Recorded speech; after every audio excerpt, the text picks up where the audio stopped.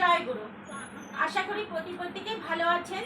আজ অনেকদিন পর আপনাদের সঙ্গে নতুন ধরনের ভিডিও নিয়ে আমি উপস্থিত হয়েছি। আপনারা দয়া করে আমার ভিডিওটি একটু সময় নিয়ে দেখবেন। জয় গুরু। আমার সঙ্গে সহযোগিতায় আছেন শ্রদ্ধেয় মহানন্দ দাস দাদা, শ্রদ্ধেয় সুনীল দাস দাদা। আমরা আজ ঠাকুরের শ্রী ঠাকুরের গীতিয়ালেখ্য পরিবেশন করার চেষ্টা করছি।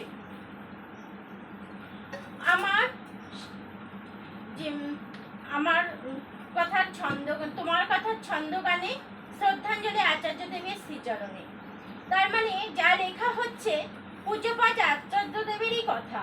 আমি কলম ধরি মাত্র, যা করেন পরম দয়াল করেন।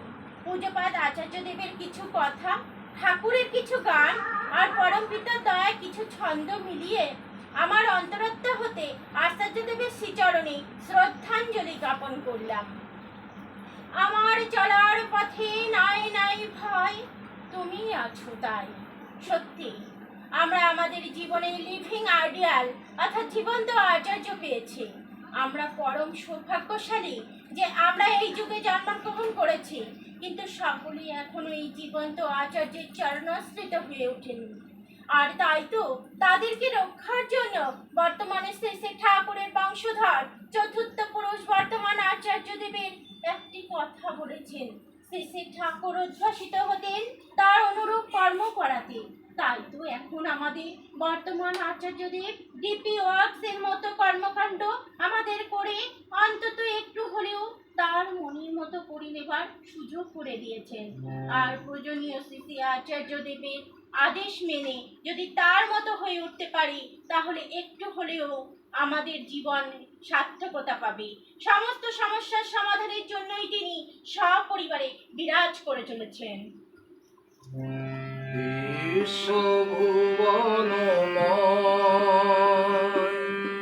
উঠেছে তোমার জয়, ভুবন মহান নর নারায়ণ প্রণাম জ্যোতির্ময়। জয় জয় তব জয়, জয় জয় তব জয়, জয় জয় তব জয়। তুমি আসিয়াছ জাগিয়াছে তাই সুপ্ত শান্ত প্রাণ, তোমার মন্ত্রে জীবন তন্ত্রে উঠিয়াছে কলতান। গাহিছে সকলে একসাথে মিলে, গাহিছে সকলে একসাথে মিলে, জয় জয় ভগবান। নব জীবন শঙ্কাহরণ হে চির করুণাময়। জয় জয় তব জয়, জয় জয় তব জয়, জয় জয় তব জয়। সংসারে আমরা নানান চিন্তা ভাবনা নিয়ে বেদনাপ্লুত হয়ে নিরাশার অন্ধকারে ভেসে চলি। আর তখন আমরা যদি মঙ্গলের পূজারী শ্রী আচার্য দেবের কাছে এসে পৌঁছতে পারি আর দীপ্ততার সহিত আমরা তার কাছে নিবেদন করি, তিনি আমাদের উপায়ের পথ বলে দেবেন। সমস্ত সমস্যার সমাধান আমরা এখানে উন্মোচিত করে তার পরশ নিয়ে ফিরে যেতে পারবো। এটাই তো আমাদের পরম পাওয়া। তখনই তো গেয়ে উঠতে পারবো।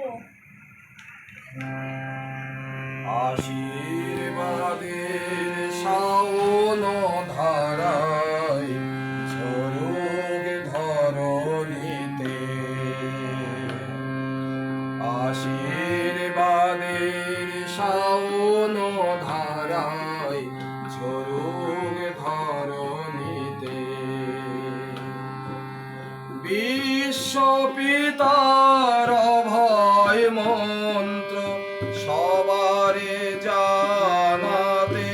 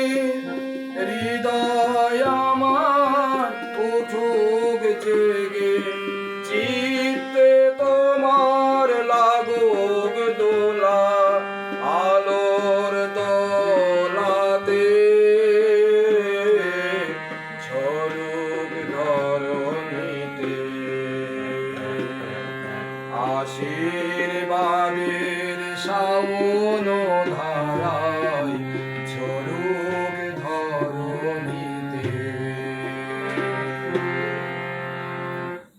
আসলে আমরা নিজেরা আমাদের চলনায় সঠিক দিশাকে বেছে নিতে পারি না, তাই আমরা অবসাদে জর্জরিত হয়ে যাই।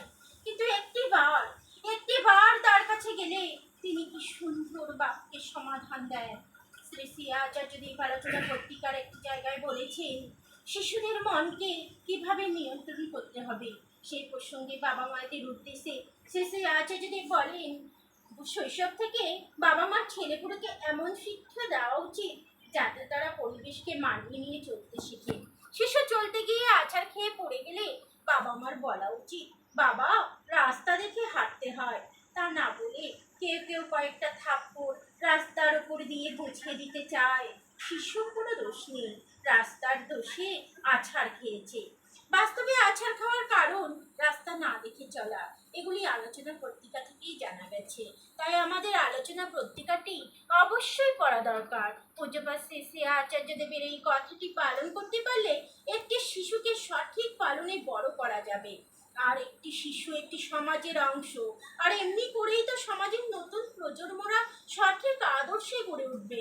তাই আমাদের আচার্য সান্নিধ্য, তার কথার ব্যবহার অবশ্যই প্রয়োজন। তবে বলুন তো, আজ যদি এই আচার্য পরম্পরা না থাকতেন তাহলে সমস্যার সমাধানের জায়গা কোথায় পেতাম? ঠাকুর আচার্য পরম্পরা প্রতি নিষ্ঠা, বিশ্বাস, ভক্তিকে বজায় রেখে আমি দীপ্ত কণ্ঠে গেয়ে উঠি, নিষ্ঠা দাও, ভক্তি দাও, শক্তি দাও, তুমি মোরে। নিষ্ঠা দাও, ভক্তি দাও, শক্তি দাও, তুমি মোরে। তোমারি নাম, তোমারি ধ্যান করব আমি সারা জীবন ধরে, করব আমি সারা জীবন ধরে। তিনি একদিন এক জায়গায় বলে বোঝাচ্ছেন যে অর্থ, মান, যশ সব চাই একজন ব্যক্তি, ঠাকুরের কাছে সেরকম চাইলো। শেষে তার অর্থ হলো, মান হলো, যশ হলো, কিন্তু ঠাকুরের কথা ভুলে গেল। কিন্তু 50 বছর পরে তিনি সর্বহারা হয়ে ঠাকুরের কাছে এসে বলে, ঠাকুর আমি তো তোমায় চাইনি, তাই আজ আমি সব হারিয়েছি। তাহলে কি বোঝালেন তিনি? যে চাইলে হবে না, বরং সঁপে দিতে হবে, তার চরণে নিজেকে সমর্পিত করে দিতে হবে, তাহলেই সব পাওয়া হবে। পূজ্যপাদ আচার্যদেব বলেন ঠাকুরের কথা। ঠাকুর বলেছেন, যদি আমি আমার বন্ধুকে 5 টাকা দিয়ে বিপদে দিলে, তাহলে পাশের বাড়ির শত্রুকে বিপদে 10 টাকা দেব। এমন মনের ভাব রাখতে পারলেই ঠাকুরের মানুষ হয়ে ওঠা যাবে। পূজ্যপাদ আচার্যদেব বলেছেন, দয়া দেখেছেন কোনোদিন? দেখেননি তো? আসলে সব তো আপনি করলেন, তাহলে ঠাকুরের দয়া কোথায়? তারই উদাহরণে পূজ্যপাদ আচার্যদেব বললেন, দেশলাইয়ের বাক্সের কাঠিগুলিতে কি আগুন আছে? নেই তো? তাহলে কখন জ্বলবে? ঠোকাঠুকি করলে কাঠিটি জ্বলবে। তেমনি কর্ম করতে করতেই ঠাকুরত্ব জাগবে। ঠাকুরত্ব জাগা মানে ঠাকুরকে ভালোবাসতে শেখা। ঠাকুরকে ভালোবাসলেই সব পাওয়া হবে। জীবনের বাইরেও কাউকে ভালোবাসতে হয়, সেই ভালোবাসার মানুষটি হচ্ছে ঠাকুর।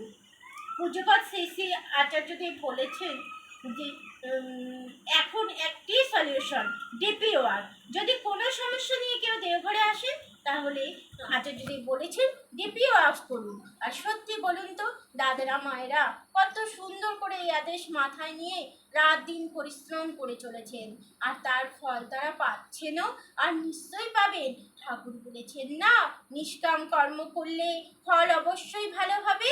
তাই তো ঠাকুর ও আচার্য পরম্পরার একটাই কথা, ডিপি ওয়ার্কস, 48 ঘন্টা নাম। তাই আসুন আমরা প্রত্যেকে একসাথে বলি, নামের মতো আর কিছু নাই ভবে, নামের মতো আর কিছু নাই ভবে, মতো আর কিছু নাই ভবে, নামের মতো আর কিছু নাই ভবে। এই অল্প সুধায় হব মাতাল এবার মোরা সবে, নামের মতো আর কিছু নাই ভবে, নামের মতো আর কিছু নাই ভবে, নামের মতো আর কিছু নাই ভবে। নামের রাজা আছেন মোদের সনে, ভক্তি প্রেমের উজ্জ্বল সিংহাসনে। নামের রাজা আছেন মোদের সনে, ভক্তি প্রেমের উজ্জ্বল সিংহাসনে। তাহার সেবায় এবার সকল জনে, তাহার সেবায় এবার সকল জনে। হব মুখর এবার মহল সবে, নামের মতো আর কিছু নাই ভবে, নামের মতো আর কিছু নাই ভবে। এই অল্প সুধায় হব মাতাল এবার মোরা সবে, নামের মতো আর কিছু নাই ভবে, নামের মতো আর কিছু নাই ভবে,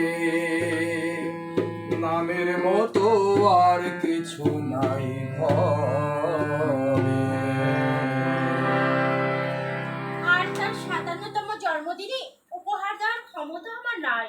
চরণে নৈবেদ্য রূপে আমার অন্তরাত্মা হতে পরমপিতা দেওয়া শ্রদ্ধাঞ্জলি তাকে অর্পণ করলাম। আমি যেভাবে তাকে দেখেছি সেভাবেই এখানে তুলে ধরলাম। দর্দুল ক্রান্তিময় সম্যদর্শন পুরুষ যিনি, দেখিলে শ্রদ্ধা আসি, বিনম্র মিষ্টভাষী তিনি। তিনি আর কেহ নয়, তিনি যে বর্তমান আচার্যদের পূর্বে জ্ঞাত পূজনীয় বাবাই দাদা। কত জ্ঞান, কত মায়া, কতই না কথা তার আছে সকলের প্রাণে গাথা। আপনি বাক সিদ্ধ, আপনি পরম ভ্রাতা, ইহকাল পরকালে গুরুর পরম্পরা রূপে আপনি মুক্তিদাতা। আপনার আদেশ ডিপি ওয়াক সফল করতে হবে, আপনার আশীর্বাদের পরশে নিশ্চয়ই সফল হবে। আপনি আছেন তাই মনে শান্তি পাই, দেওঘরে গেলে আপনার দর্শনে ধন্য হই সর্বদাই। আপনার মুখ নিঃসৃত একটি বাণী শোনার লাগি, এই অধম সন্তান আপনার পানে চেয়ে থাকি, শ্রীচরণে কৃপা মাগে।